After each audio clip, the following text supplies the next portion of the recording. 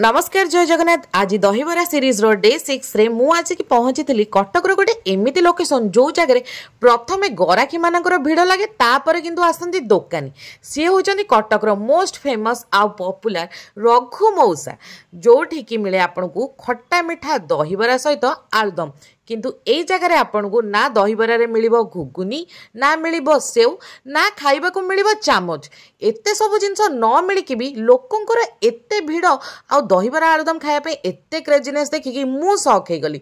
आपण माने मध्ये भिड़ देखथुवे किंतु लोक एठी कहंती मौसाक टाइमिंग होची 5टा आ सरी जाय मात्र घंटे रु 1.5 घंटा भितर बेपार। एई भिड़ भितर मु संघर्ष करी मौसा कहली मौसा गोटे हाफ प्लेट दियंतु जार प्राइस होची 50 टका आ फुल प्लेट होची 60 टका। प्रथमे मु ट्राई कली दहीबरा जोटा कि प्योर बिरी रे हेतिला आ सॉफ्ट आ टेस्ट बहुत बढ़िया थिला। आलुदम रो टेस्ट भी बहुत भलो थिला किंतु राग थिला प्रबल। तापरे मु गली दही पानी पिया पई दही पानी पीवा समय रे मध्य मते भी भिड़ भितर लाइन लगे पड़थिला। दही पानी रो टेस्ट भी बहुत बढ़िया थिला। आउ ओवरऑल मु कहबी दहीबरा आलुदम रो टेस्ट तो भलो थिला किंतु बहुत राग थिला। एते राग थिला जे कान नाक पाटी आखि सब आडू धुआं बाहरला।